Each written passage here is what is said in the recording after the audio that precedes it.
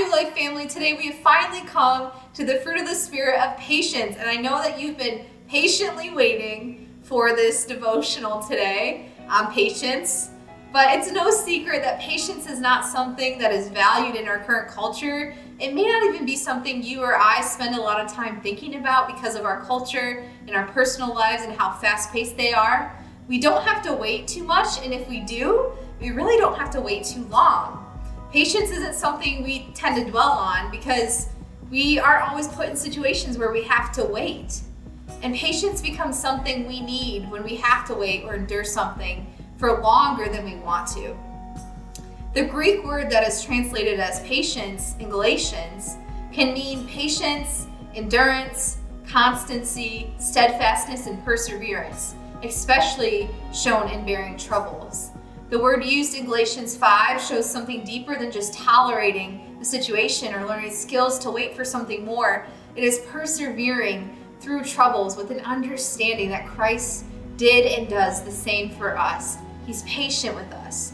I want to read to you James 5, 7 through 11. It says, "Be patient, therefore, brothers, until the coming of the Lord. See how the farmer waits for the precious fruit of the earth, being patient about it until it receives the early and the late rain. You also be patient, establish your heart, for the coming of the Lord is at hand. Do not grumble against one another, brothers, so that you may not be judged. Behold, the judge is standing at the door. As an example of suffering and patience, brothers, take the prophets who spoke in the name of the Lord. Behold, we consider those blessed who remain steadfast. You have heard of the steadfastness of Job, and you have seen the purpose of the Lord, how the Lord is compassionate and merciful."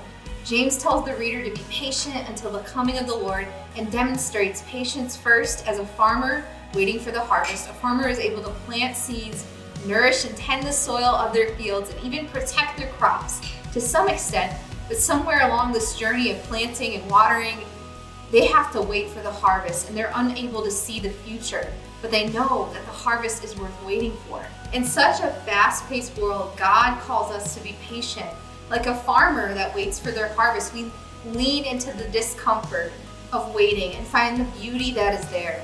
The more we draw near to God, the more patient we become to endure the moments that are uncomfortable and to love the people that may make us feel that way. James 5:9 says, "Do not grumble against one another, brothers."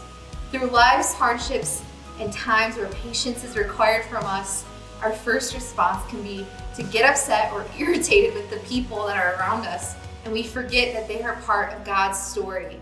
They are image bearers of Christ, and we are to love them like Christ loves us, and to be patient with them like Christ is patient with us.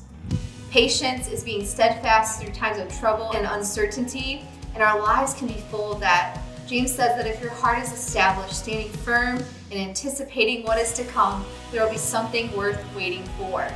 James 5:11 says, "Behold, we consider those blessed who remain steadfast.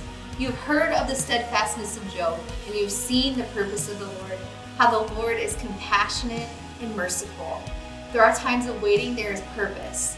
We are able to slow down and see the goodness of God that is at work in our lives. He has been patient with us and continues to love us through our shortcomings. And when we endure hard things, He is with us. So through our patience with others in hard circumstances, we are able to love people better. We're able to stop and wait during the busiest times of our lives and listen to God's voice. Patience isn't easy, but when we take time to be with God, it becomes much easier. So I just want to thank you for watching this devotional on patience. Take time today to look at the areas in your life that you have to be patient in. How is God present in those areas? Remember, God is with you today, and He is with you in the waiting. So we're looking forward to seeing you tomorrow at Circles at 6:30 p.m. as we gather together as God's people, His prophetic community. We can't wait to see you as we talk about patience.